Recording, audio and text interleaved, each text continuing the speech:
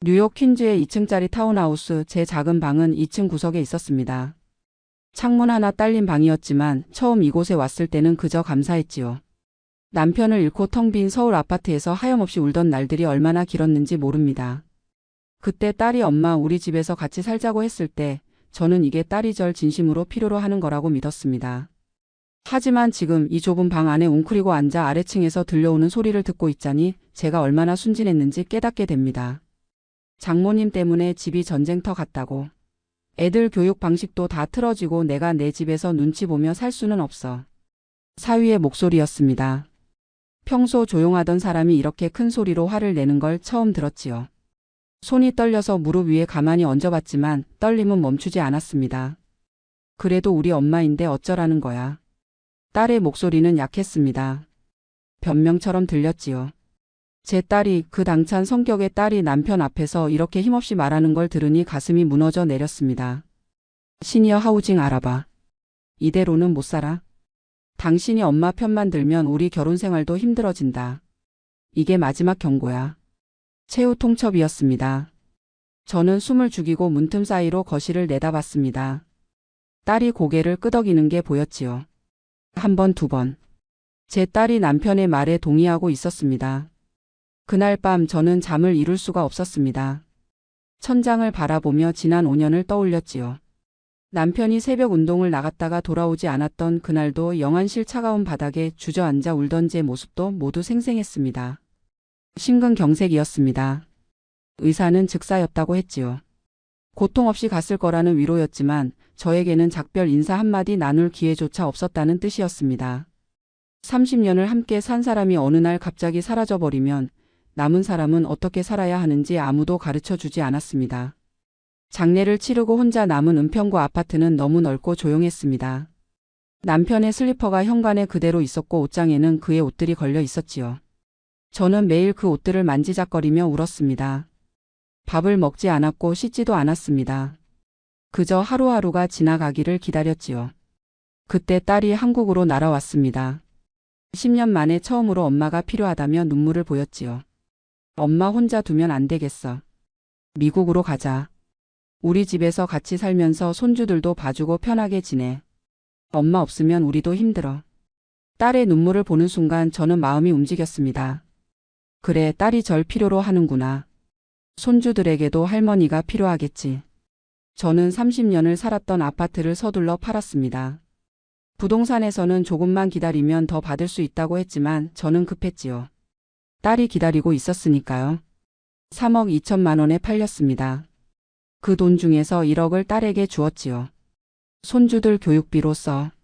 미국은 학비가 비싸다며? 딸은 엄마 고마워. 이 돈으로 애들 미래를 만들게라며 감격해했습니다. 나머지 2억 2천만 원은 제 노후 자금으로 한국은행에 넣어두었고 남편이 남긴 유족연금 월 120만 원도 계속 한국 계좌로 들어오도록 했습니다.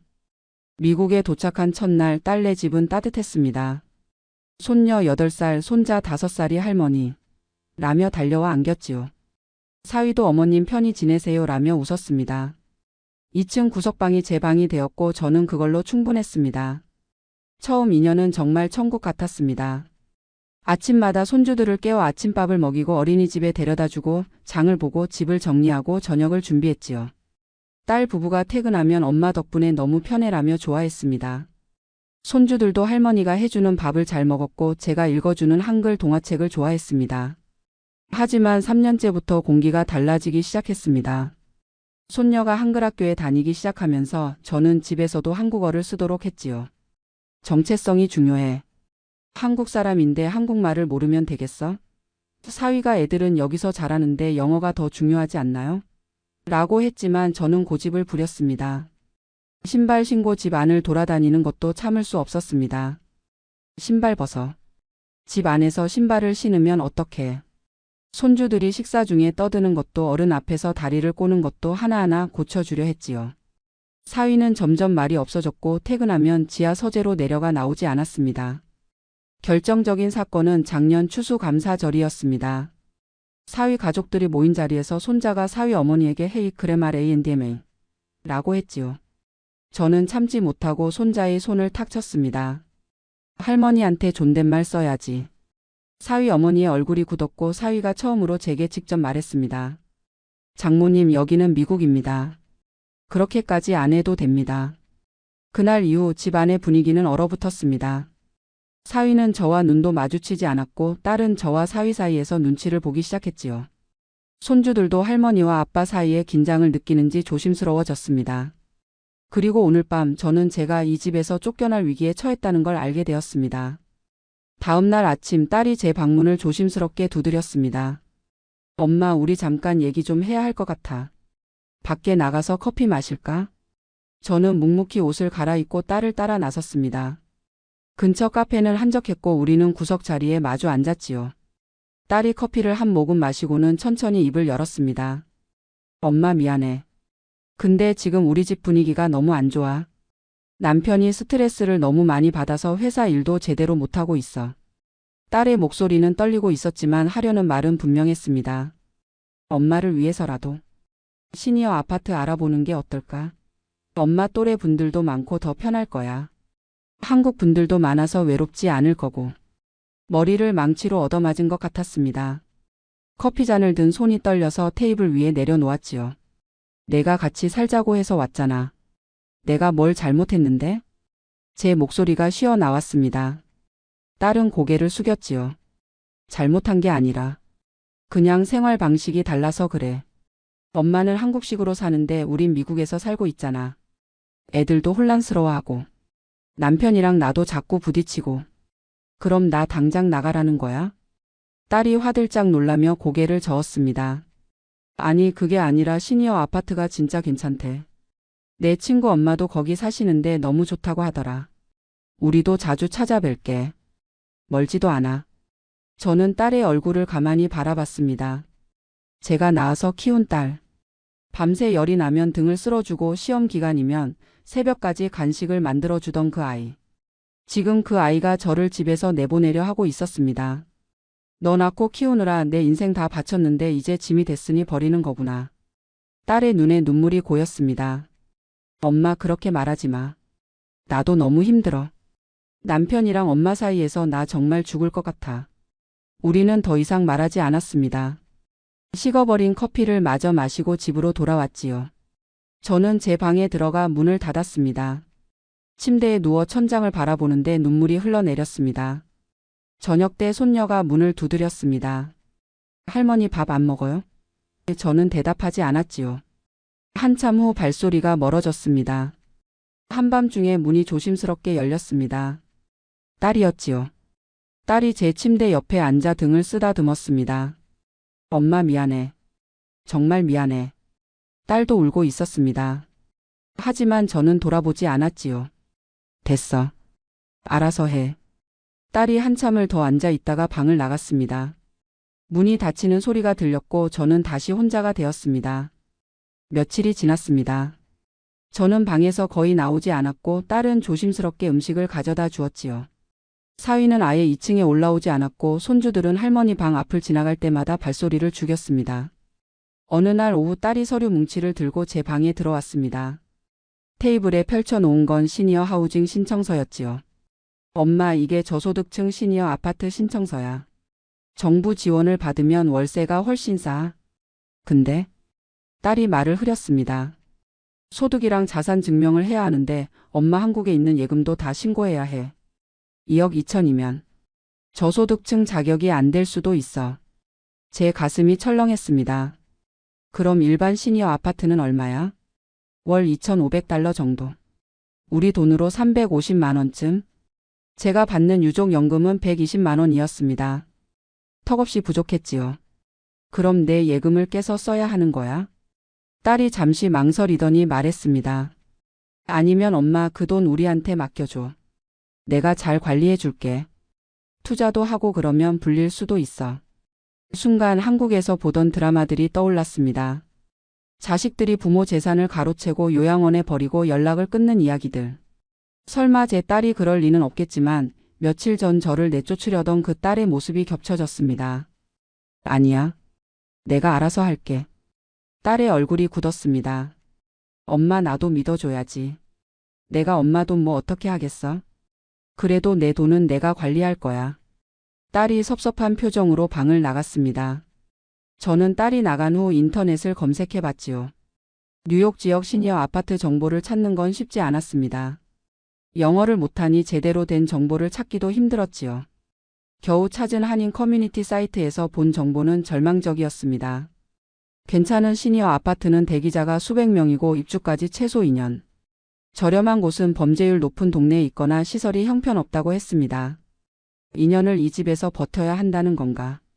저는 고개를 떨구었습니다. 더 큰 문제는 영어를 못한다는 것이었지요. 은행 업무도 병원 가는 것도 장 보는 것도 혼자서는 할 수 없었습니다. 딸이 미국은 복지가 좋아서 노인들 살기 좋다고 했던 말이 얼마나 허황된 것이었는지 이제야 알았습니다. 그렇게 일주일이 더 지났습니다. 저는 매일 방에만 있었고 집안의 공기는 점점 더 무거워졌지요. 어느 날 아침 딸이 엄마 오늘 한인 성당 미사 가실래요? 답답하실 텐데. 라고 조심스럽게 물었습니다. 저는 고개를 끄덕였습니다. 이대로 있다가는 미칠 것 같았으니까요. 한인 성당은 퀸즈 플러싱에 있었습니다. 미사가 끝나고 지하홀에서 다과회가 있었는데 한 할머니가 제게 다가왔지요. 처음 뵙는 것 같은데 여기 새로 오셨어요? 박 여사였습니다. 75살이라고 했지만 정정해 보였지요. 우리는 커피를 마시며 이야기를 나눴습니다. 처음에는 조심스럽게 그러다 점점 마음을 열게 되었습니다. 사실은요. 저는 박 여사에게 제 상황을 털어놓았습니다. 딸네 집에서 쫓겨날 위기에 처한 것, 시니어 아파트를 알아봐야 하는데 막막한 것, 모든 게 두렵다는 것. 박 여사는 고개를 끄덕이며 들어주었습니다. 그리고는 조용히 말했지요. 언니 나도 똑같았어. 박 여사의 이야기는 제 이야기와 너무나 비슷했습니다. 아들 집에 살다가 며느리와 갈등이 생겼고 결국 나오게 되었다는 것. 처음에는 서러워서 죽고 싶었지만 지금은 차라리 나온 게 잘한 일이라고 생각한다는 것. 차라리 이게 더 편해. 자식들이랑 살면 눈치 보느라 죽겠더라. 지금은 내 공간에서 내 마음대로 살고 일주일에 한 번씩 손주들만 만나니까 오히려 관계가 더 좋아졌어. 저는 믿기지 않았습니다. 그래도 혼자 사는 게 무섭지 않으세요? 박 여사가 웃었습니다. 처음엔 무서웠지. 근데 지금은 자유로워서 좋아. 우리 같은 한인 할머니들끼리 모여서 저녁에 맛있는 거 해먹고 주말에 카지노도 가고 그래. 자식들 눈치 안 보는 게 이렇게 좋은 줄 몰랐어. 박 여사는 구체적인 조언을 해주었습니다. 언니 한국에 돈 있으면 그걸로 뉴저지 쪽에 작은 콘도 하나 사. 거기는 한인타운이라 영어 몰라도 살 수 있고 뉴욕보다 훨씬 싸. 월 관리비랑 재산세 합쳐도 한 달에 80만 원 정도면 돼. 한국 연금으로 충분히 생활 가능하고 남은 돈으로 가끔 여행도 다니고 그러면서 사는 거지. 처음으로 희망 같은 게 보였습니다. 박 여사가 아는 한인 부동산 중개인을 소개해 준다고 했고 저는 그날로 연락을 했지요. 집으로 돌아온 저는 딸 몰래 한국은행에 전화를 걸었습니다. 2억 2천만 원을 미국 달러로 환전해서 제 미국 계좌로 보내달라고 했지요. 은행 직원이 큰 금액이라 본인 확인이 필요합니다. 라며 영상통화를 요청했고 저는 신분증을 들고 화면 앞에 섰습니다. 확인되었습니다. 3일 후 입금될 예정입니다. 전화를 끊고 나니 가슴이 두근거렸습니다. 두려움과 설렘이 동시에 밀려왔지요. 제가 지금 올바른 결정을 하고 있는 건지 아니면 또 다른 실수를 하는 건지 알 수 없었습니다. 며칠 후 부동산 중개인이 보내온 사진을 봤습니다. 뉴저지 포트리의 1베드룸 콘도였지요. 18만 달러 우리 돈으로 약 2억 5천만 원. 제 예금으로는 3천만 원이 부족했지만 박 여사가 내가 빌려줄게. 천천히 갚으면 되라고 했습니다. 박 여사와 함께 포트리를 방문한 날은 화창했습니다. 한인 밀집 지역이라 간판도 다 한글이었고 거리를 걷는 사람들도 한국말을 하고 있었지요. 마치 한국의 어느 동네에 온 것 같았습니다. 콘도는 10층 건물의 7층에 있었습니다. 작았지만 깨끗했고 큰 창문으로 햇살이 쏟아져 들어왔지요. 단지 내에는 커뮤니티 센터가 있었고 한인 시니어들을 위한 프로그램도 운영된다고 했습니다. 여기 사시는 분들 대부분 70대 한인 어르신들이고 다들 자식들 눈치 보기 싫어서 독립하신 분들이에요. 외롭지 않으실 거예요. 중개인의 말에 저는 마음이 움직였습니다. 이거 바로 사고 싶은데 어떻게 해야 해요? 오퍼를 넣고 승인되면 한 달 안에 클로징하면 돼요. 제가 다 도와드릴게요. 그날 저녁 딸네 집으로 돌아왔을 때 딸이 물었습니다. 엄마 오늘 어디 갔다 와요? 전화했는데 안 받더라. 그냥 박 여사랑 뉴저지 구경 갔다 왔어. 딸이 의심스러운 눈으로 저를 봤지만 더 이상 묻지 않았습니다. 2주 후 오퍼가 승인되었다는 연락이 왔습니다. 클로징 날짜가 잡혔고 저는 박 여사에게 빌린 3천만 원과 제 예금을 합쳐 집값을 지불했지요. 클로징 당일 저는 떨리는 손으로 서류에 서명을 했습니다. 변호사와 중개인이 영어로 설명하는 내용을 제대로 이해하지 못했지만 중개인이 옆에서 한국말로 통역해 주었지요. 축하합니다. 이제 이 집 주인이세요. 열쇠를 받아 드는 순간 눈물이 났습니다. 한국 아파트를 판 이후 처음으로 제 명의로 된 집이 생긴 것이었지요. 그날 저녁 박 여사와 함께 새 집에서 소박한 입주 파티를 했습니다.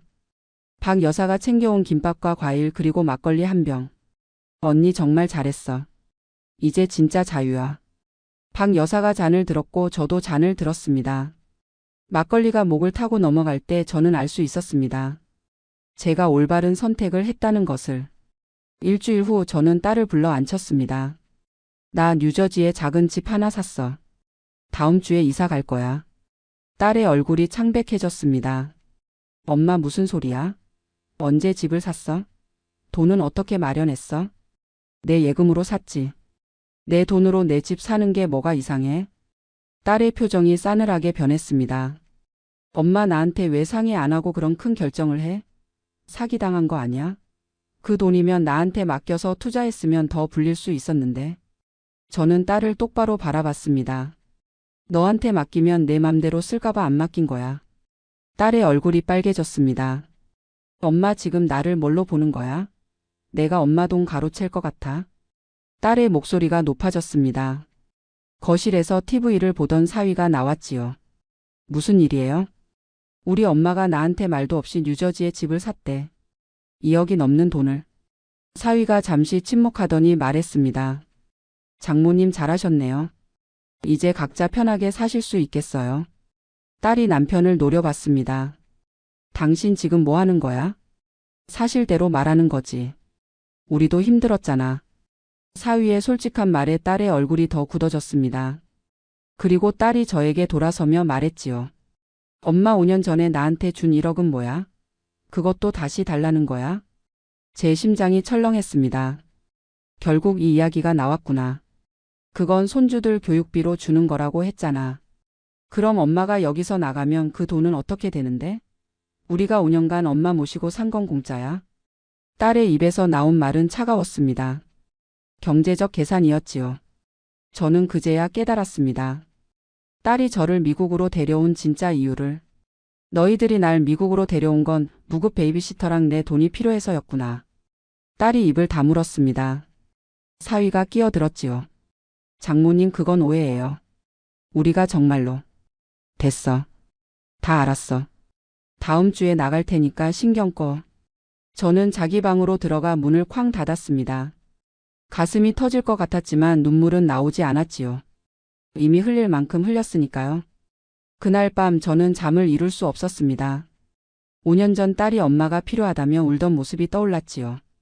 그게 진심이었을까요? 아니면 처음부터 계산된 것이었을까요? 다음 날 아침 저는 냉정하게 딸을 불러 앉혔습니다. 5년 전에 내게 준 1억에 대해 얘기하자. 딸이 불안한 표정을 지었습니다. 엄마 그건. 나는 그걸 손주 교육비라고 명확히 말했어. 근데 너희는 그걸 뭐 했었어? 딸이 시선을 피했습니다. 그건. 애들 학원비랑 집 대출금 일부 갚는 데 썼어. 집 대출금? 그럼 내 돈으로 너희 집 샀다는 얘기네. 저는 핸드백에서 공증된 서류 한 장을 꺼냈습니다. 박 여사가 소개해준 한인 변호사를 통해 최근에 작성한 것이었지요. 5년 전 계좌이체 내역과 당시 손주 교육비로 쓰라는 문자 메시지를 증거로 삼아 만든 문서였습니다. 이거 봐. 5년 전에 내게 돈 줄 때의 증거야. 손주 교육비 명목으로 증여하며 다른 용도로 사용 시 반환 의무가 있음이라고 변호사가 법적 효력 있게 만들어줬어. 딸의 얼굴이 새하얗게 질렸습니다. 엄마 이게 뭐야? 나 이런 거 모르는데. 내가 그때 내게 보낸 답장 기억나? 엄마 고마워. 애들 교육비로 잘 쓸게라고 했잖아. 그게 다 증거야. 사실이었습니다. 저는 박 여사의 조언을 듣고 당시 주고받은 모든 문자와 이체 내역을 변호사에게 보여줬지요. 변호사는 충분히 법적 효력이 있다고 했습니다. 딸이 떨리는 목소리로 물었습니다. 엄마 설마 정말로 그 돈 돌려받으려고 하는 거야? 너희가 나한테 제대로 대했으면 그럴 일 없었지. 하지만 나를 집에서 쫓아내려 하고 내 돈까지 노리는데 가만히 있을 것 같아? 사위가 급히 무릎을 꿇었습니다. 장모님 저희가 잘못했습니다. 다시는 그런 말 안 하겠습니다. 계속 여기 계셔도 됩니다. 하지만 저는 이미 마음을 정했습니다. 이미 늦었어. 나는 내 집으로 갈 거고 1억은 법적으로 받아낼 거야. 변호사가 승산이 있다고 했어. 딸이 울먹였습니다. 엄마 그러면 우리 파산해. 지금 이 집 모기지도 빠듯한데 1억을 어떻게 갚아. 그건 내 문제지. 나는 5년간 무급 베이비시터로 일한 것도 억울한데 돈까지 떼이고 갈 수는 없어. 저는 단호하게 말했습니다. 너희한테 3개월 유예 줄게. 그 안에 1억을 내 계좌로 보내.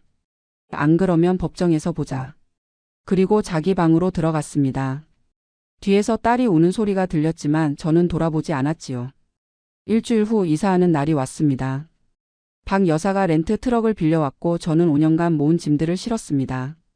많지 않았지요. 옷가지와 책 몇 권 그리고 남편의 사진. 손주들이 현관에서 울고 있었습니다. 할머니 가지마. 손녀가 제 다리를 붙잡았고 손자는 눈물을 뚝뚝 흘렸지요. 저는 손주들을 꼭 안아주었습니다. 할머니는 멀리 안 가. 1시간 거리야. 주말에 보러 올게. 손녀가 흐느끼며 말했습니다. 엄마가 할머니 나쁜 사람이래. 그 말에 제 가슴이 무너졌습니다. 하지만 저는 눈물을 참았지요. 손주들 앞에서 울 수는 없었습니다. 딸과 사위는 현관문 안에 서서 냉랭한 표정으로 지켜보기만 했습니다. 작별 인사도 없었지요. 저는 손주들에게 마지막 입맞춤을 하고 트럭에 올라탔습니다. 뉴저지로 가는 길 창밖 풍경을 바라보며 생각했습니다. 제가 올바른 선택을 한 걸까? 아니면 끝까지 참고 딸네 집에 남아야 했을까? 하지만 새 집 문을 열고 들어섰을 때 저는 알았습니다. 이게 맞다는 것을. 작지만 온전히 제 공간이었지요. 아무의 눈치도 볼 필요 없는 곳. 박 여사가 김치찌개를 끓여왔고 우리는 바닥에 앉아 저녁을 먹었습니다. 언니 잘 왔어. 이제 진짜 시작이야. 그날 밤 저는 혼자 누워 천장을 바라봤습니다. 고요했지요. 누가 싸우는 소리도 눈치 보는 긴장감도 없었습니다. 그저 고요했습니다. 그런데 그날 밤 딸에게서 긴 문자가 왔습니다.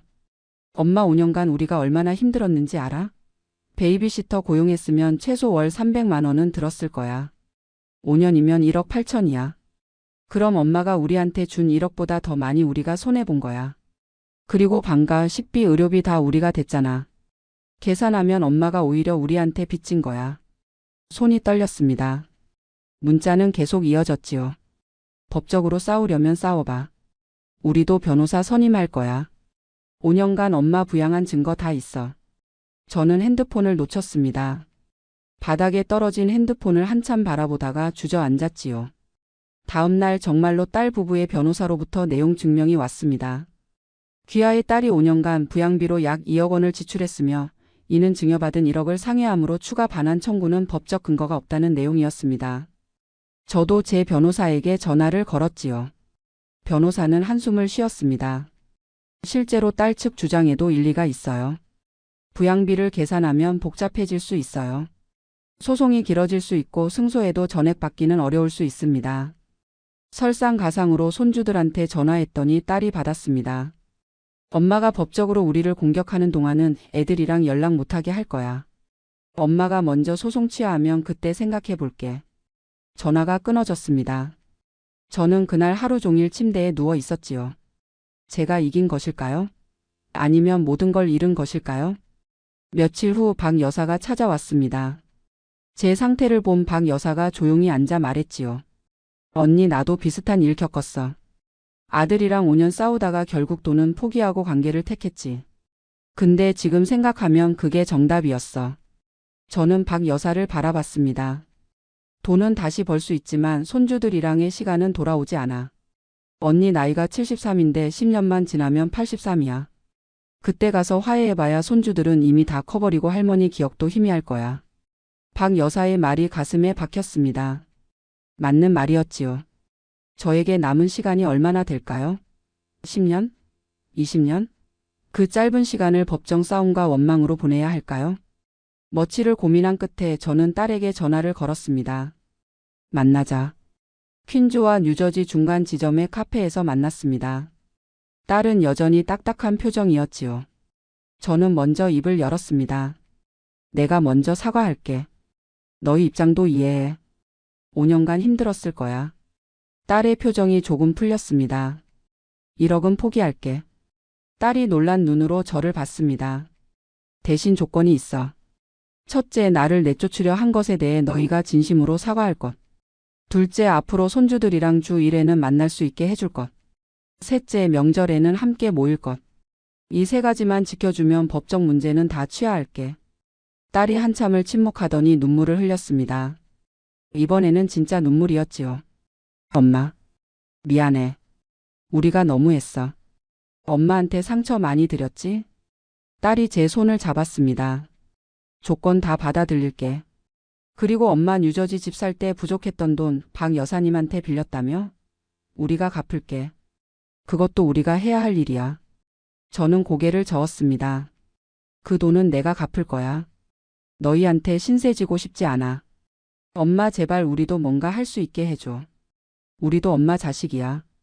딸의 목소리에는 진심이 담겨 있었습니다. 우리는 카페에서 한참을 울었지요. 그리고 포옹했습니다. 그렇게 3개월이 지났습니다.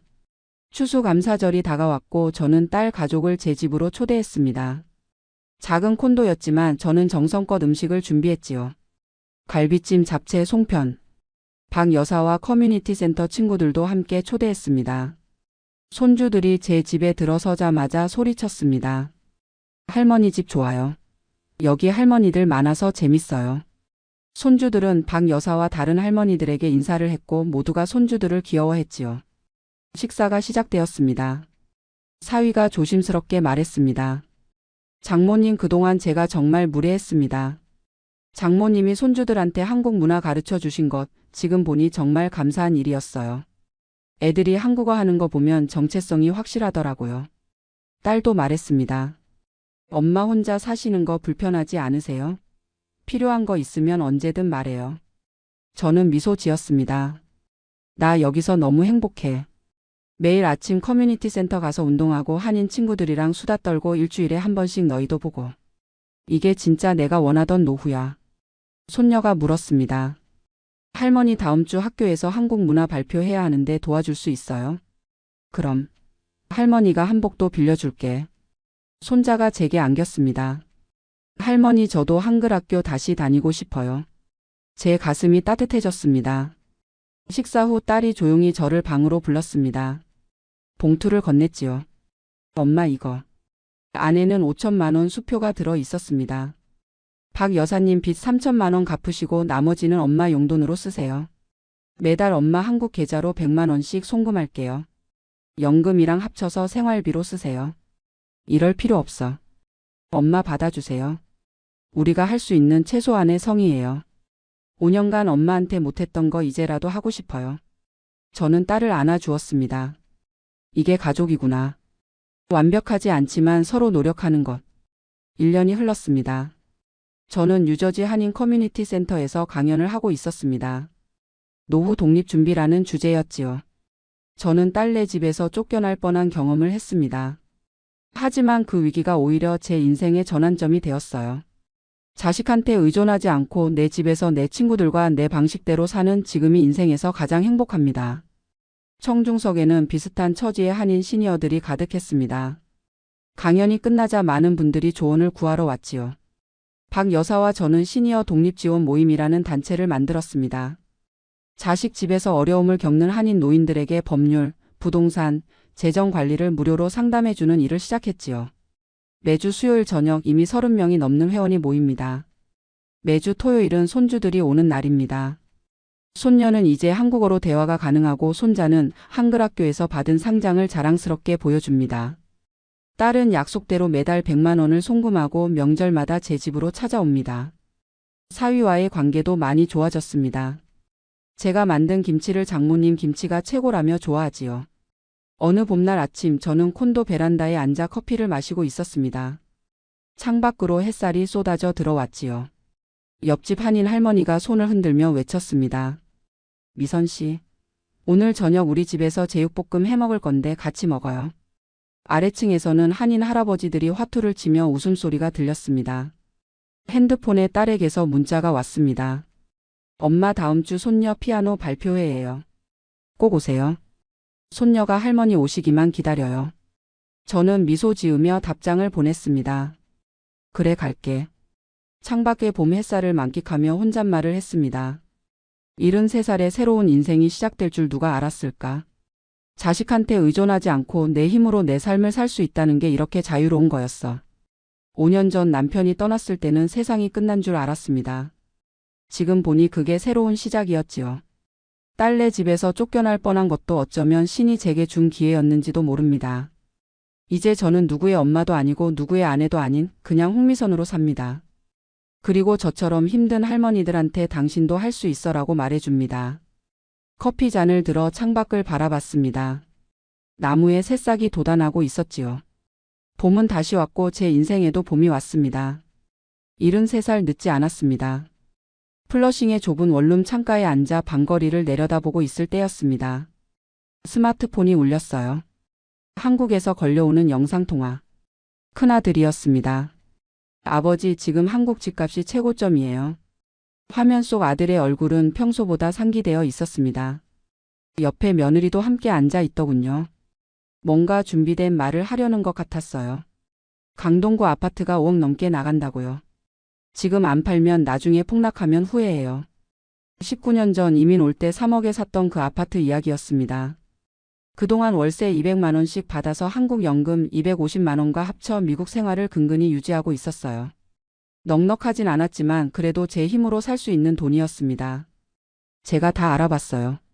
미국 계좌로 송금하는 것도 제가 처리할게요. 아버지는 서류에만 도장 찍으면 돼요. 아들의 목소리에는 묘한 다급함이 섞여 있었어요. 옆에서 며느리가 거들었습니다. 아버지, 우리가 제대로 관리 못해드려서 죄송해요. 이번 기회에 확실하게 정리하시는 게 좋을 것 같아요. 그게 갑자기 왜 그러니? 아버지, 갑자기가 아니라 지금이 타이밍이라고요. 부동산 전문가들도 다 그러는데 더 좋은 투자처를 찾아드릴게요. 통화를 끊고 나니 가슴이 답답했습니다. 71년을 살면서 익힌 직감 같은 게 있어요. 뭔가 이상했습니다. 아들의 목소리, 며느리의 표정, 그 모든 게 평소와 달랐어요. 잠이 오지 않았습니다. 창밖의 플러싱 거리를 바라보며 생각에 잠겼어요. 저 아파트가 없으면 저는 어떻게 살아야 할까? 월세 200만 원이 사라지면 연금만으로는 턱없이 모자랐습니다. 며칠 동안 계속 생각이 났어요. 9년 전 일이 자꾸 떠올랐습니다. 아버지, 6개월만 빌려주세요. 사업 시작하면 바로 갚을게요. 그때 큰아들이 창업한다며 5천만 원을 빌려갔습니다. 6개월이 지나고 1년이 지나고 9년이 흘렀지만 한 푼도 돌려받지 못했어요. 돈 이야기를 꺼내면 아들은 매번 같은 말만 했습니다. 아버지, 제가 지금 힘들어요. 조금만 더 기다려주세요. 그러다 어느 순간부터 제가 돈 이야기를 꺼내지 않게 됐습니다. 아들의 목소리가 괴로워 보여서, 며느리의 눈치가 보여서. 부모란 게 그런 거잖아요. 며칠 뒤 다시 아들에게서 전화가 왔습니다. 아버지, 생각해 보셨어요? 이번 주말까지는 결정하셔야 해요. 부동산 시장이 언제 꺾일지 모르거든요. 전화를 끊고 나서 문득 이상한 생각이 들었어요. 최근 6개월을 되돌아보니 아들의 전화 패턴이 달라져 있었습니다. 예전엔 한 달에 한 번 정도 안부 전화였는데 요즘엔 일주일에 2~3번씩 전화가 왔어요. 아버지, 아파트 관리 잘 되고 있어요? 세입자는 월세 잘 내요? 혹시 집 팔 생각 없으세요? 매번 아파트 이야기만 했습니다. 아들의 목소리 너머로 뭔가 절박한 것이 느껴졌어요. 더 이상한 건 3개월 전이었습니다. 갑자기 아들이 제 건강을 걱정하기 시작했어요. 아버지, 건강검진 받으셨어요? 한국 병원에서 정밀검사 받으세요. 제가 항공권 예약해 드릴게요. 아니라 난 괜찮다. 아버지, 혹시 모르니까 미리 챙기셔야죠. 제가 거절했더니 며느리가 직접 전화를 걸어왔습니다. 아버지, 저희가 걱정돼서 그래요. 나이도 있으시니까 정기검진은 받으셔야죠. 그때는 그냥 효심인 줄 알았어요. 지금 생각해보니 그게 이상했습니다. 왜 갑자기 그랬을까? 일요일 아침 한인교회에 갔습니다. 예배를 드리고 나서 박 집사님과 커피를 마시며 이야기를 나눴어요. 박 집사님은 저와 비슷한 처지였습니다. 68세에 혼자 플러싱에서 사시는 분이었어요. 박 집사님, 저 요즘 고민이 있어요. 제가 큰아들 이야기를 꺼내자 박 집사님의 얼굴이 굳어졌습니다. 절대 안 돼요. 내 친구가 자식한테 아파트 명의 넘겼다가 요양원 들어가는 돈도 못 받고 쫓겨났어요. 네? 한 번 넘기면 끝이에요. 자식이라고 다 믿으면 안 됩니다. 플러싱에 한인 변호사 있어요. 일단 상담 받아보세요. 박 집사님이 쪽지에 번호를 적어 건네주셨습니다. 손이 떨렸어요. 설마 제 아들이 그럴 리 없다고 생각했지만 한편으로는 불안했습니다. 다음 날 용기를 내어 변호사 사무실을 찾아갔습니다. 플러싱 중심가에 있는 작은 사무실이었어요. 중년의 한인 변호사가 저를 맞아 주었습니다. 어르신, 무슨 일로 오셨어요? 제가 상황을 설명하자 변호사의 표정이 심각해졌습니다. 지금 한국 아파트 명의가 어르신이시죠? 네. 아드님이 어떤 서류를 가져오는지 먼저 확인하세요. 절대 그 자리에서 서명하지 마시고 제게 가져오세요. 변호사는 책상 서랍에서 명함을 꺼내 제 손에 쥐어 주었습니다. 혹시 아드님이 위임장이나 증여계약서를 들고 오면 바로 연락 주세요. 위험한 상황일 수 있습니다. 사무실을 나오는데 다리에 힘이 풀렸어요. 정말 제 아들이 그런 생각을 하고 있는 걸까? 믿고 싶지 않았습니다. 그날 저녁 큰아들에게서 또 전화가 왔습니다. 아버지, 다음 주에 제가 미국으로 갈게요. 중요한 서류 있어서요. 뭐? 갑자기? 네, 어차피 아버지 뵈러 갈 겸 해서요. 며느리랑 같이 갈게요. 통화를 끊고 나니 가슴이 두근거렸습니다. 20시간 장거리 비행을 한다는 것 자체가 심상치 않았어요. 보통 일로는 쉽게 올 수 없는 거리였습니다. 일주일 후 존 F. 케네디 공항에서 큰아들과 며느리를 만났습니다. 오랜만에 보는 아들의 얼굴은 여인 것 같았어요. 며느리는 명품 가방을 들고 있었지만 표정이 어두웠습니다. 아버지, 오랜만이에요. 많이 마르신 것 같은데. 괜찮다. 너희들 힘들게 왔네. 원룸으로 돌아오는 택시 안에서 아들은 계속 제 건강을 물었습니다. 요즘 잠은 잘 주무세요? 식사는 제대로 하시고? 응, 다 잘하고 있어. 혼자 사시니까 걱정돼서요. 원룸 문을 열자 며느리가 안을 둘러보더니 과장되게 놀라는 표정을 지었습니다. 어머, 아버지 이렇게 좁은 곳에서 사세요? 우리가 몰랐네요. 나 혼자 살기엔 충분해. 그날 저녁 근처 한식당에서 식사를 했습니다. 갈비찜을 시켰는데 아들이 좋아하던 음식이었어요. 하지만 아들은 몇 점 먹지 않고 계속 스마트폰만 들여다봤습니다. 식사를 마치고 원룸으로 돌아왔습니다. 좁은 공간에 3명이 앉으니 숨이 막힐 것 같았어요. 아들이 가방에서 두꺼운 서류 봉투를 꺼냈습니다. 아버지, 이게 아파트 매매 위임장이에요. 제 심장이 쿵 내려앉았습니다. 제가 한국에서 대리로 처리할 수 있게 여기 도장만 찍어주시면 됩니다. 왜 이렇게 급하게 파는 거냐? 아버지, 제가 부동산 전문가한테 물어봤는데 지금 안 팔면 1년 내에 집값 반토막 난다고 해요. 아버지 재산 지키려는 거예요. 며느리가 옆에서 거들었습니다. 아버지, 5억을 은행에 넣으면 이자만 월 200만 원 넘게 나와요. 월세보다 훨씬 안정적이죠. 며느리는 핸드백에서 계산기까지 꺼내 숫자를 보여줬어요. 준비된 설명이었습니다. 나 그 집 월세로 생활하는데. 그러니까 더 안전하게 관리하셔야죠. 지금 세입자가 갑자기 나가면 어떡하시려고요. 아들의 말에는 논리가 있었습니다. 하지만 변호사의 말이 자꾸 떠올랐어요. 나 좀 생각해 볼게. 내일 얘기하자. 아들의 얼굴이 굳어졌습니다. 아버지, 제가 여기까지 온 게 장난이에요? 항공료만 얼마인데. 그래도 이건 큰 결정이잖니. 하루만 생각할 시간을 줘. 며느리가 아들의 팔을 잡았습니다. 뭔가 말리는 것 같았어요. 알겠어요. 내일 아침에 다시 말씀드리죠. 밤 11시쯤 됐습니다. 아들과 며느리는 근처 모텔에 짐을 풀러 갔어요. 혼자 남은 원룸은 더 좁게 느껴졌습니다. 잠이 오지 않아 화장실에 갔다가 돌아오는데 복도에서 소리가 들렸어요. 아들과 며느리가 모텔로 가지 않고 복도에 남아 있었습니다. 문틈으로 나지막한 목소리가 새어 나왔습니다. 5억만 받으면 빚 다 갚고 새로 시작할 수 있어. 며느리의 목소리였습니다. 아버지가 도장 안 찍으시면 어떡해? 걱정 마. 내일은 무조건 받아낼 거야. 여기까지 온 거 헛되게 할 순 없잖아. 큰아들의 목소리는 결연했습니다. 저는 조용히 방으로 들어와 문을 닫았어요. 손이 떨렸습니다. 빚. 아들이 빚이 있었구나. 그래서 이렇게 급하게 온 거였어요. 다음 날 아침 일찍 일어났습니다. 아들과 며느리가 오기 전에 변호사에게 문자를 보냈어요. 서툰 영어로 헬프미라고만 쓰고 한글로 상황을 설명했습니다. 30분 후 변호사에게서 전화가 왔습니다. 어르신 지금 바로 사무실로 오세요. 아드님한테는 다른 약속이 있다고 하시고. 아들이 모텔에서 전화를 걸어왔습니다. 아버지 지금 갈게요. 오늘 공증 사무실 예약해 놨어요. 2시까지 가야 해요. 아들아 미안한데 오늘 내가 급한 일이 생겼어. 무슨 일인데요? 지난달에 변호사랑 상담하던 건 있었거든. 오늘 꼭 가야 한대.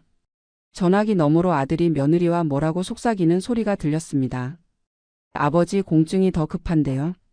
그거 다음에 하시면 안 돼요? 안 돼. 이게 먼저야. 너희들 내일까지 있잖니. 오늘 이거 끝내고 내일 하자. 목소리를 단호하게 만들었습니다. 71년을 살면서 자식한테 이렇게 강하게 말해본 적이 없었어요. 변호사 사무실에 도착했습니다. 간밤에 받은 서류 봉투를 책상 위에 올려놨어요. 변호사가 하나하나 검토하더니 얼굴이 굳어졌습니다. 어르신 이거 큰일 날 뻔했어요. 뭐가 문제예요? 이건 단순 매매 위임장이 아니에요. 재산관리 포괄 위임장이에요. 변호사가 서류의 특정 부분을 가리켰습니다. 여기 보세요. 일체의 재산관리 권한을 위임한다고 되어 있어요. 이거 서명하시면 아파트뿐만 아니라 어르신 명의의 모든 예금, 연금까지 아드님이 관리할 수 있어요. 뭐라고요? 심지어 여기 이 조항 의료 관련 결정 권한까지 포함되어 있어요. 어르신이 병원에 입원하거나 요양원에 가는 것까지 아드님이 결정할 수 있다는 얘기예요. 머리가 멍해졌습니다. 이거 사기예요, 어르신. 이 서류에 서명하시면 어르신은 한 푼도 못 건드리고 아드님 마음대로 다 쓸 수 있어요. 아파트 팔아서 5억을 받아도 그 돈이 어르신 통장으로 안 들어갈 수도 있어요. 그럼 내 연금도? 내 연금도 아드님 통장으로 넘어갈 수 있어요. 이건 완전히 재산을 넘기는 거예요. 변호사가 급히 다른 서류를 꺼냈습니다. 지금 당장 한국 대사관에 연락해서 아파트에 처분금지 가처분을 신청하세요. 그러면 아무도 못 팔아요. 그게 가능해요? 가능해요. 제가 도와드릴게요. 지금 바로 하셔야 해요. 그날 오후 내내 대사관에 전화하고 서류를 작성했습니다. 변호사가 모든 과정을 도와줬어요. 마침내 처분금지 가처분 신청이 완료됐습니다. 이제 어르신 동의 없이는 누구도 그 아파트를 팔 수 없어요. 저는 떨리는 손으로 변호사 수임료를 건넸습니다. 그분은 손사래를 쳤어요. 어르신 이건 받을 수 없어요. 같은 한인으로서 도와드리는 거예요. 대신 다른 어르신들한테도 조심하라고 알려주세요. 원룸으로 돌아왔습니다. 이미 저녁 6시가 넘어 있었어요. 문을 열자 아들과 며느리가 어두운 표정으로 앉아 있었습니다. 아버지 어디 다녀오셨어요? 공증 사무실 시간 다 지났잖아요. 아들의 목소리에 짜증이 섞여 있었습니다. 저는 천천히 신발을 벗으며 말했습니다. 나 그 서류 서명 안 할 거다. 거실이 순간 얼어붙었습니다. 아버지 무슨 말씀이세요? 그 서류 포괄 위임장이더라. 변호사한테 다 물어봤어. 아들의 얼굴이 하얗게 질렸습니다. 저 아버지 위해서 하는 건데. 왜 그러세요? 너 나한테 5천만 원 빌려간 거 9년째 안 갚고 있지? 그런 내가 왜 갑자기 내 재산 관리해 준다는 거냐? 며느리가 벌떡 일어났습니다. 아버지 그건 사업이 어려워서 그런 거고요. 지금은 다른 문제잖아요. 다른 문제가 아니야. 나 다 알아. 그 서류에 서명하면 내 연금까지 너희가 가져갈 수 있다며. 아들이 말문이 막힌 듯 입을 번긋거렸습니다. 누가 그런 말을. 변호사가 설명해줬어. 나보고 바보 취급하는 거냐. 제 목소리가 떨렸습니다. 화가 났어요. 71년 살면서 자식한테 이렇게 배신당할 줄은 몰랐습니다. 아들이 참았던 감정이 터져 나왔습니다. 아버지, 솔직히 말하면 아버지 혼자 미국에서 제대로 관리나 하세요? 영어도 못하시잖아요. 나이 드신 분이 외국에서 큰돈 관리하는 게 위험하다고요. 그래서 내가 관리해 주겠다고? 내 돈 다 가져가서? 며느리가 핸드백을 움켜쥐며 말했습니다. 우리 더 이상 여기 있어봤자 소용없어요. 가요. 두 사람은 짐을 챙겨 나갔습니다. 문이 닫히는 소리가 유난히 크게 들렸어요. 혼자 남은 원룸에서 저는 소파에 주저앉았습니다. 가슴이 아팠습니다. 아들이 저를 그렇게 생각하고 있었다는 게 믿기지 않았어요. 다음 날 아침 작은 아들에게서 전화가 왔습니다. 아버지, 형님이 저한테 전화했어요. 무슨 얘기를 했니? 아버지가 치매 초기 증상이 있는 것 같으니까 제가 병원에 모시고 가라고 하더라고요. 뭐? 저도 이상해서 물어봤더니 형님이 아버지가 최근에 건망증이 심하고 판단력이 떨어진다고 하시더라고요. 등골이 서늘해졌습니다. 그래서 형님 말이 한국에서 후견인 지정을 받아야 한다고. 후견인? 네, 법원에서 정신 능력이 없다고 판단되면 후견인이 재산을 관리하게 되는 거래요. 전화를 끊고 바로 변호사에게 연락했습니다. 예상했던 수법이에요, 어르신. 변호사의 목소리는 침착했습니다. 이제 의료적 방법으로 접근할 겁니다. 어르신을 치매 환자로 만들어서 후견인이 되려는 거예요. 그럼 어떻게 해야 해요? 지금 당장 병원에 가서 정신감정과 치매 검사를 받으세요. 정상 판정을 문서로 받아두셔야 나중에 방어할 수 있어요. 그날 오후 플러싱 한인병원에 갔습니다. 정신과 의사가 여러 가지 검사를 했어요. 기억력 테스트, 계산 능력, 시공간 인지 능력까지. 일주일 후 결과가 나왔습니다. 어르신 아주 정상이세요. 71세 연령 대비 인지 기능이 오히려 우수한 편이에요. 의사는 소견서를 작성해 줬습니다. 변호사는 그 서류들을 공증받아 한국 대사관에 제출했어요. 이제 안전해요, 어르신. 아드님이 뭐라고 해도 어르신이 정상이라는 의료 기록이 있으니까요. 하지만 안심하기엔 이르다는 걸 곧 알게 됐습니다. 2주 후 작은 아들에게서 다급한 전화가 왔습니다. 아버지, 큰일 났어요. 무슨 일이니? 형님이 법원에 아버지 후견인 심판 청구를 넣었어요. 심장이 철렁 내려앉았습니다. 법원에서 연락 왔어요. 형님이 아버지가 미국에서 고립된 채 제대로 된 의사결정을 할 수 없는 상태라고 신청했대요. 내가 정상이라는 소견서가 있는데도 형님이 그걸 모르나 봐요. 신청서에 아버지가 최근 이상 행동을 보이고 사기꾼한테 속아서 이상한 법적 조치를 취하고 있다고 적었대요. 사기꾼. 저를 도와준 변호사를 그렇게 표현한 거였습니다. 며느리도 진술서를 제출했대요.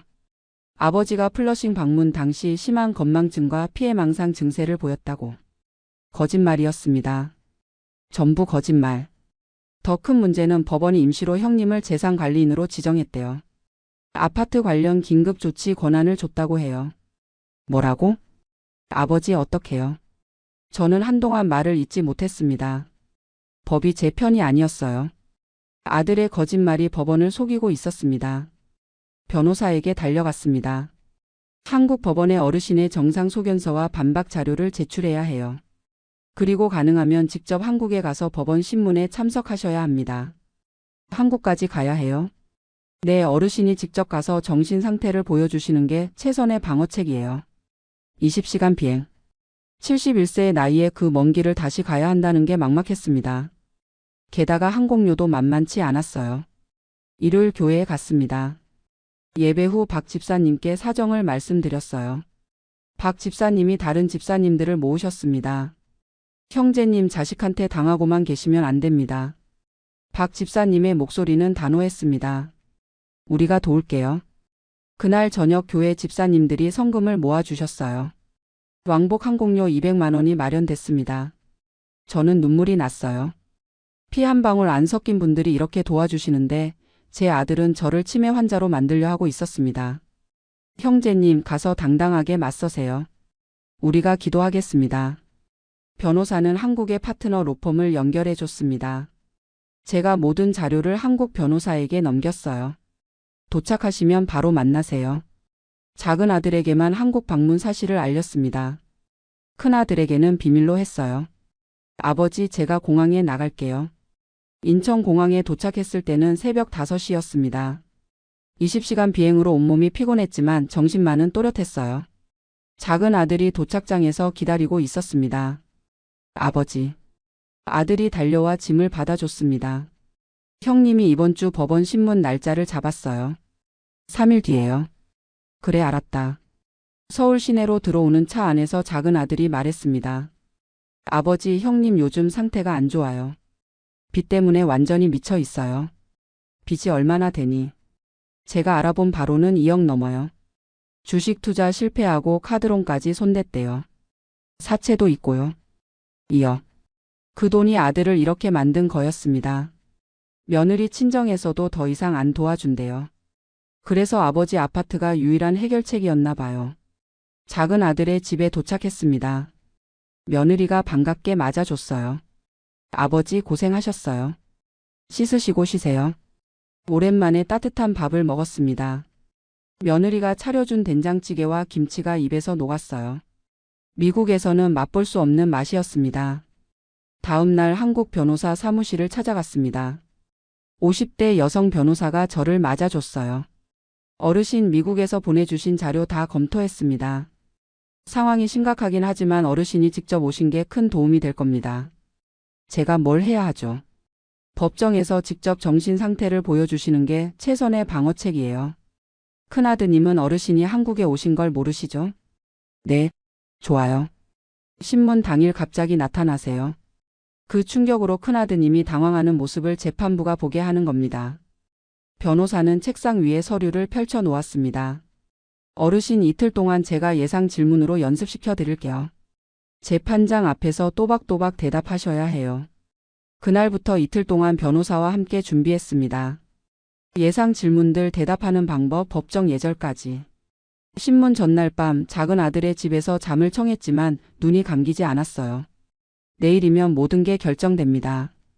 71년을 살면서 가장 긴 밤이었습니다. 작은 아들이 방문을 노크했습니다. 아버지, 주무세요? 못 자겠구나. 아들이 들어와 제 옆에 앉았습니다. 아버지, 형님이 제게도 거짓말을 많이 했어요. 저는 아버지 편이에요. 아들이 제 손을 꼭 잡아줬습니다. 그 온기가 얼마나 고마운지 몰랐습니다. 고맙다. 내일 잘하실 거예요. 아버지는 멀쩡하시니까요. 다음 날 아침 일찍 일어났습니다. 작은 아들의 며느리가 미역국을 끓여줬어요. 아버지, 힘내세요. 서울가정법원으로 향했습니다. 법원 건물은 웅장했어요. 저는 긴장되어 손이 떨렸습니다. 어르신, 제가 옆에 있어요. 걱정하지 마세요. 변호사가 제 팔을 잡아줬습니다. 신문실 앞에 도착했습니다. 문 너머로 목소리가 들렸어요. 큰아들이었습니다. 재판장님, 부친이 미국에 계셔서 출석이 어렵습니다. 변호사가 제게 눈짓했습니다. 지금이었어요. 문이 열렸습니다. 저는 작은 아들, 변호사와 함께 신문실로 들어갔습니다. 큰아들과 며느리가 앉아 있었습니다. 저를 본 순간 큰아들의 얼굴이 새하얗게 변했어요. 며느리는 입을 다물지 못하고 멍하니 저를 바라봤습니다. 재판장이 안경 너머로 저를 보며 말했습니다. 본인이 직접 출석하셨군요. 네, 재판장님.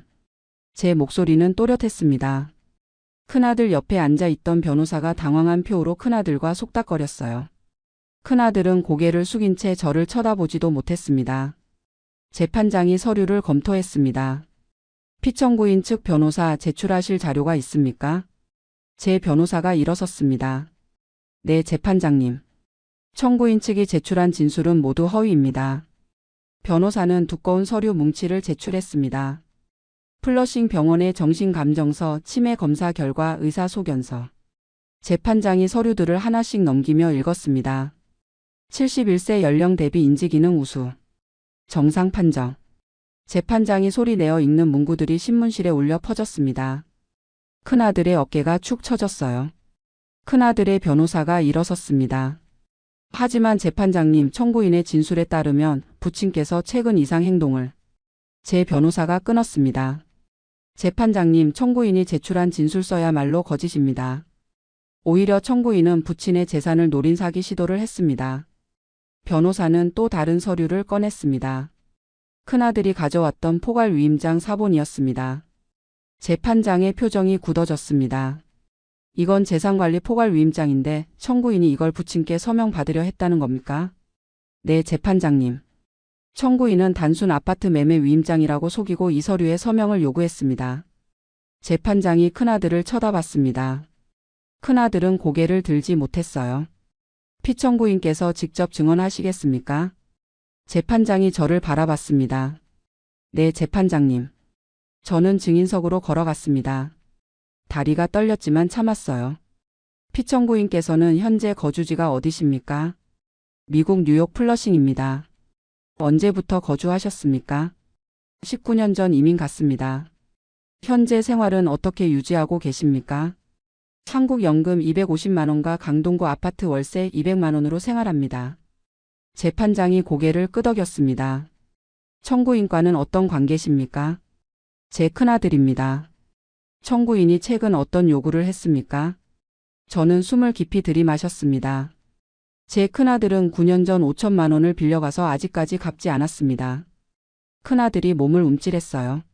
그리고 최근 저를 찾아와 아파트를 팔라고 했습니다. 처음엔 단순 매매 위임장이라고 속였지만 알고 보니 제 모든 재산과 연금까지 관리할 수 있는 포괄 위임장이었습니다. 제 목소리는 떨리지 않았습니다. 71년을 살면서 가장 또렷하게 말하고 있었어요. 제가 거절하자 제 아들은 저를 치매 환자로 만들어 후견인이 되려는 겁니다. 재판장님, 저는 멀쩡합니다. 영어는 못해도 제 재산 관리할 정신은 똑똑합니다. 재판장이 큰아들을 향했습니다.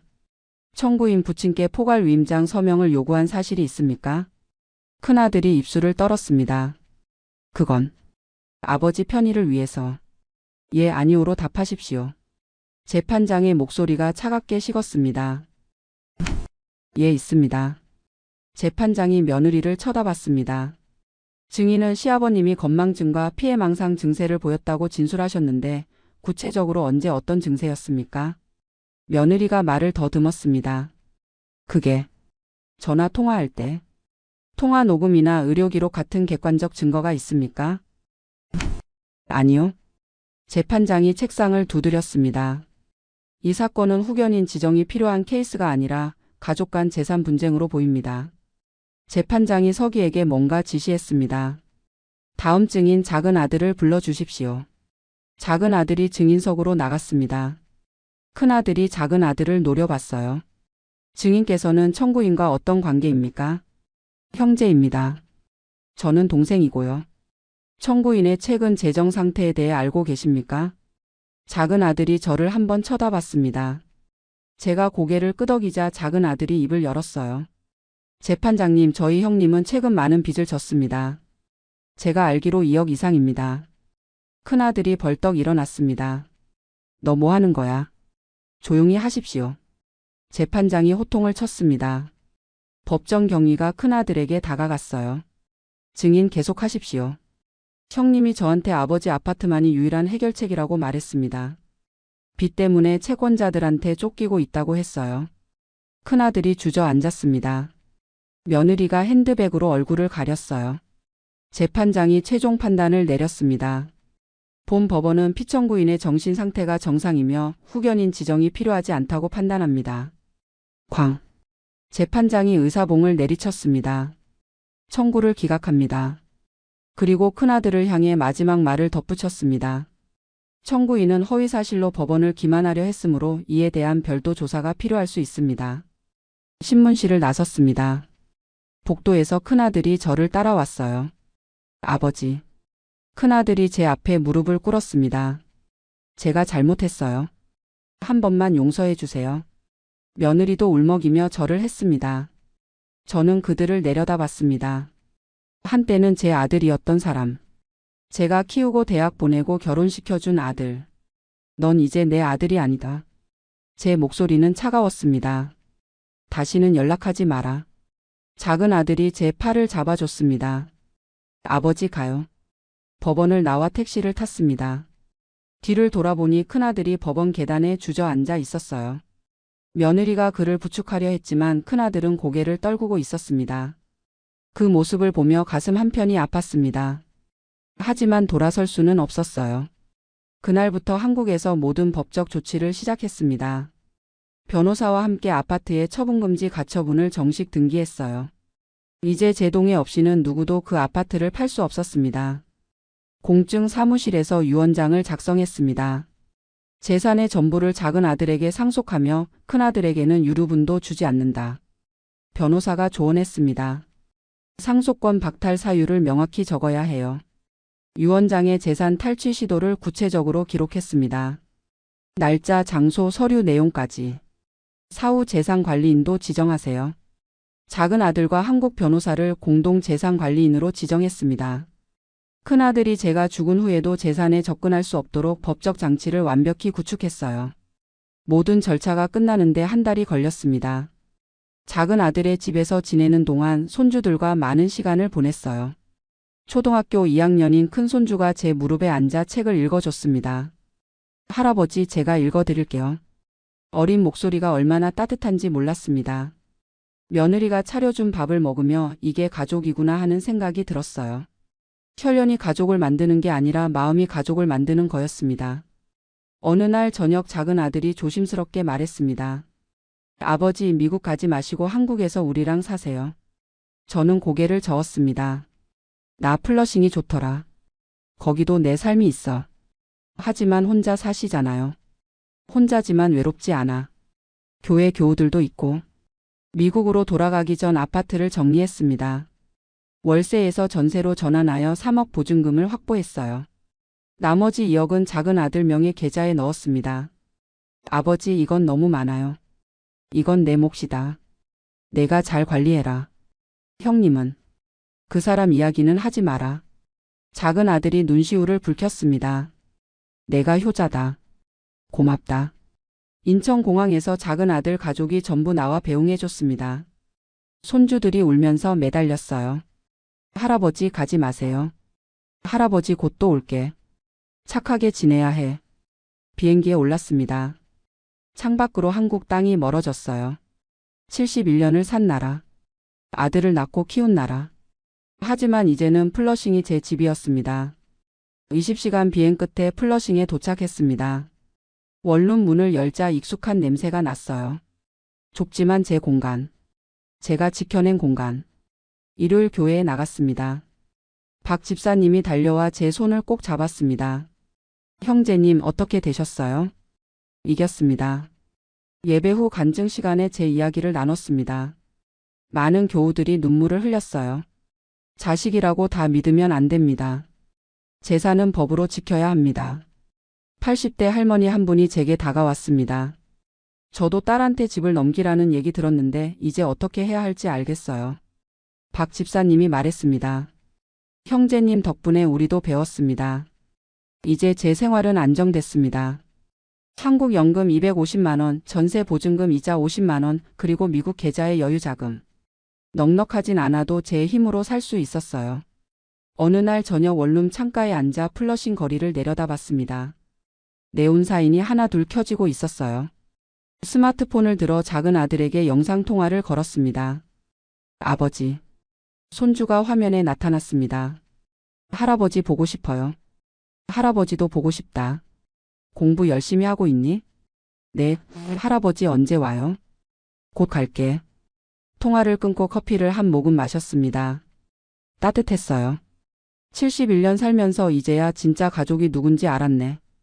혼잣말이 원룸에 울렸습니다. 창밖으로 플러싱의 밤거리에 불빛이 가득했어요. 차들이 지나가고 사람들이 걸어다니고 가게 문이 열리고 닫히는 소리가 들렸습니다. 저는 평온한 표정으로 내일을 기다렸습니다. 제가 지켜낸 내일을.